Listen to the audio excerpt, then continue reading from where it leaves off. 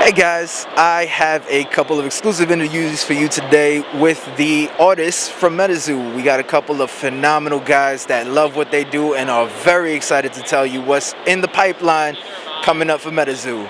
Stay tuned. You ever heard of the 5-figure discount? New York birth tax. This is where the 5-figure discount was born. Alright. Hey guys, I'm here with Victor Larson from Metazoo. Yet another great and talented artist and the art director, if I'm not mistaken? Yes, that's correct. Fantastic, man. So you gotta tell us, you gotta tell all of us, what was your inspiration for the art direction? Like, it's fantastic, it's wacky, it's wild, but it also is like, it gives you that sense of a bit of grittiness to it. A little bit of nostalgia, a little bit of that 90s factor thrown in there. Yeah, so when Mike contacted me, it just started off kind of, innocent enough, like, do you want to be part of this trading card game? And, I thought to myself, ever since I was a kid, when Pokemon and, anime wave back in the 90s and stuff, so that's kind of where it all started off. And, as I got more involved with the project, he liked my work and stuff, and he eventually upgraded me to art director and stuff. I started to get in some more artists just because I had the connections and stuff, and it just kind of grew from there. And next thing you know it, we were releasing samples, Kickstarter, did phenomenal, and now we're here. Yeah, I think phenomenal is maybe understating it a little bit. I mean, you had a line that literally wrapped all the way down to there, which we'll pan over in post later, but it's nuts, man. It's crazy. You guys are blowing up. Every day it's always something new blowing my mind, it's like this is kind of my first rodeo, but I'm in for the ride, man, You're looking pretty comfortable for your first rodeo, brother. I'm just gotta say that. Yeah. Thank you. I appreciate that. What's your day like? Do you just all day in front of the pad, or do you like do other things for some inspiration? The game is based on folklore. Right now we're in Cryptid Nation, so most of it is based on North American folklore and beasties and cryptids. So a lot of the content that we have it's already there. There's a foundation, but there's this whole fandom that nobody is really catering to. Countless people loved Bigfoot and Mothman before Metazoo ever happened, but like I said, nobody was catering to it, so it was like a niche that we had to fill. So a lot of it is already there for us, and what our job as artists were to do was to create that Metazoo style that people are becoming familiar with. And so as an artist, we are given references and whatnot of the cryptids that we're redesigning and stuff, and that's pretty much what we're doing. We're taking what was already there.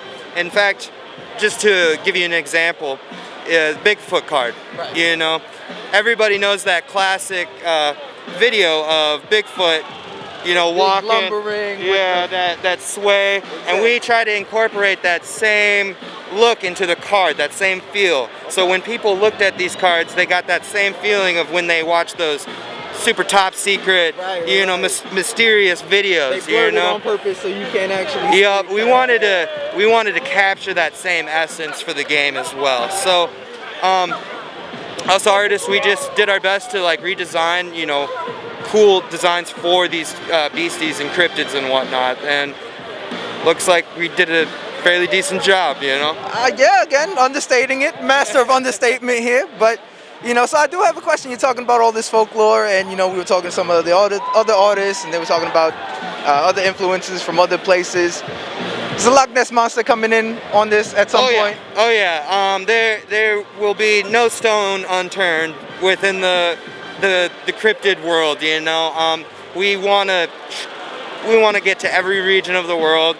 We want to accommodate to every person, because not only are these cool beasties that people are fascinated with, but some people grew up with them. Absolutely. For me, I grew up with Paul Bunyan and Babe the Blue Ox, so getting to design those characters was a big deal for me, but so we have not only that nostalgia factor, but we also have that sentimental attachment to certain people that get involved with the product, Exactly, you know, and I'm sure before Metazoo there was at least one or two that you had heard of that, you know, that you never thought you'd see on a trading card game. Absolutely, and that's what makes it fantastic is, like you said, it brings in that nostalgia, all those stories you heard as a kid.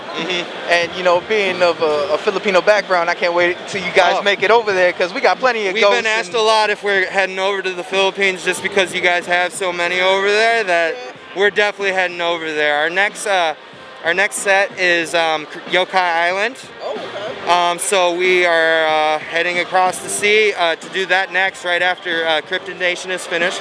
We have Wilderness and UFO next, and then we head over to Yokai Island. I don't think we're gonna stick strictly to Japan, you know, like the name might imply. I think we will branch off into China and the Philippines and stuff, so hopefully we can start getting those in the books and, you know, capturing people's attention across the seas and whatnot. That sounds fantastic, man. So with the comic, are you also going to be expanding and creating different storylines and all of that for your Beasties? As far as I know, we want to keep telling the story of Sam St. Clair, you know, keep him moving across the world and encountering different beasties and whatnot.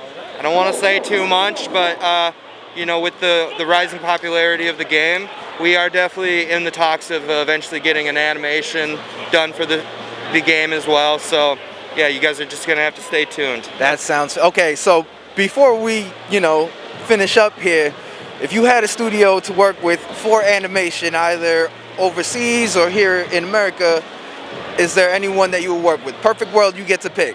Perfect world, I get to pick Ghibli. You just went straight for the top there, man. Studio Ghibli. I actually see that working so well with the designs you have on the cards. It's fantastic. They already kind of capture, you know, that essence of dreamlike and. Speaking of which, that was the one with Fireball. Yeah. With the teeth, it reminds me of Channel Fireball. Yeah. Yes. Yep. Calcifer. Yes, that's the one. Oh man. I'm not too picky. You know, just seeing something I helped create on a big screen would be awesome. You know? Again, the master of humbleness over here. Fans, Studio Ghibli, let's get them in on it. Is there anything you'd like to tell the fans, people watching, if you have a YouTube, anything you want to promote? I do not have a YouTube, but I just want to, anybody watching this, thank you so much for the Metazoo support. I know all us artists are humbled by your guys' support, and we really appreciate all of your guys' dedication to this new trading card game that we helped create, and we look forward to creating more and more beasties for you guys. So, yep, stay tuned, and we promise we won't disappoint. That was never even a thought. We are all excited for absolutely everything. I know you guys can, I'm speaking for you, but we're looking forward to everything you guys are putting out, man. Thank you so much for joining us. No problem, guys. I appreciate it. You have a good one, brother. Yeah, you too. Guys, take care. We'll see you in the next one. Comic-Con. I'm here with Michael, one of the great and talented artists from Metazoo, the trading card game. You all know it, you love it to the point where you can't even get it 5 minutes after release. Michael, thank you so much for joining us. I appreciate it, man. No problem. Good to be here. All right. So I have to ask, you know, looking at all the designs for the trading card game for Metazoo in general, has this just raw art that's just pure creativity. What is your inspiration? What do you draw from? How do you create these cards? So I draw a lot of inspiration from the older Pokemon stuff. Ken Sugimori, if you know that name, is the one who designed everything back in the day. I really love traditional medium. I like old Dragon Ball manga, stuff like that. He also did a lot of, the guy who did Dragon Ball, he did the everything that has to do with Dragon Quest. Those creature designs are amazing. I look at all that stuff, all of the old 90s inspirations. So a little sidebar, have you played the new Dragon Quest? I've been playing the latest one for the Switch. Okay, all right. So I also have another question. Doesn't completely pertain to the art, but do you know the stats of your card before you start drawing? I will get rough notes on like what the card does and like from a game perspective, so that way I can kind of try to make that connection between, like if it's a spell card, a lot of the times might have a name with it, but then what the ability of the card does might kind of change how you think about what is in the picture. So I get that sort of information.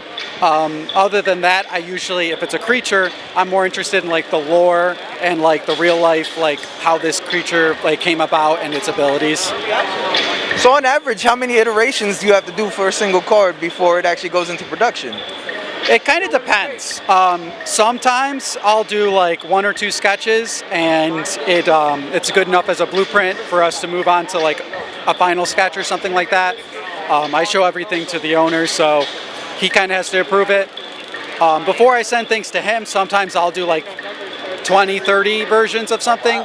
But that's usually if I'm personally having a tougher time playing around with the idea. A lot of the times it's probably like 5 to 10 versions that I'll play around with, and then I'll send something to him. And do you have any creative control over what new cards and new lore comes out next for your particular set of cards? As far as like what creatures, I don't get too involved with that. But as far as like the design of the creatures I get, a lot of control over that. They'll give us notes like he has to have this, this, or that, or like just basically hand us like the name and we do some research ourselves. So yeah, I mean, that would be interesting. I know a lot of times they like to know what they want to see from us next. So I would personally, I can't wait until they get into the Japanese creatures. I like all that stuff. I love anime, so kind of a typical thing people are probably saying nowadays. Have you heard about on the computer they have Tabletop Simulator? Yes. They have Metazoo on there. Do they? That's so. I know that they did do that. I wasn't sure if they like released the new cards with the art and everything, or I don't know. I haven't been on in a bit, so I don't know if they have the new Nightfall pack. But I mean, I was pretty excited to actually see the damn things, and because me too. I just saw the cards for the first time printed, and I was so stunned by how some of the stuff I made came out. I was worried about it. Not like worried because I thought they'd do something bad, but just like you never know how something's gonna print, like compared to an original. No, that's crazy. So they don't show you like before it actually prints what it's gonna look like as it's printing? Well, I send them basically the file, and then they might make some tweaks if they need to, but. As far as like from a printing perspective, there's things that can change from the file to the printer. So I always get concerned until I see it. Like I wonder how it's going to look. All right. So with the Nightfall pack, how much of it was your? Well, I mean, there's no other way to say it. How much of it was your baby? How much of it was your creation? So I believe it's. The only thing that's throwing me off a little bit with knowing an exact number is that they have some pre-constructed decks, and I did some cards for that. So I think altogether, if you count the reprints for the pre-constructed deck that I did new art for, I did probably 10 to 12 cards from Nightfall. But definitely the top set, I think, I can't say for a fact, but I think I did the most individual pieces for the top set. It might be thrown up a little bit because I know they have some lore cards that are based off the comic and stuff, so that might change things a little bit, but as far as like the creatures go, I think I did like 15, 16 of those maybe. Ooh, that's a hefty amount, man. And the set's like probably like maybe like 80 cards or something. Okay. So of that set, do you have a favorite? Let me think. I probably didn't get to do my favorites, but of the ones that I did, I think people are going to like the Snow Snake. I think people are going to like Bat Squatch. And I think, I don't know, there's some minor ones. I picked up a lot of the smaller ones that people might not think of, and I think I put a really cool twist on them. So I think people should look out for Roperite. I think people should look out for the Black Cat, things like that. All right. Well, you heard it from Michael directly. Those are the ones you should look out for. Take a look at the spin he's put on it. Judge it for yourself, not too harshly. And then come and comment on our YouTube channel. Everybody, please give some props to Michael for doing a fantastic job. Michael, thank you again for coming on, man. Appreciate it. Is there anything else you'd like to say to our viewers on YouTube? Check out my channel. It's animation related. It's mostly Pokemon, but it's called Peckham Arts, P-E-C-K-H-A-M. Glad to see you there. All right, you heard it. Visit his channel, Peckham Arts. We'll put a link down in the description below. Have a good one, guys. Oh my gosh, that was fantastic. I don't think it's ever been this electric here. I think everybody has just been excited to enjoy Comic-Con for what it is, especially after all the stuff that happened last year. Everybody's coming full force, of course, absolutely protected, staying safe, enjoying responsibly, but man, it's beautiful. It's still in absolute full swing, but thank you so much for joining us. We hope to see you next year. Until then, stay safe.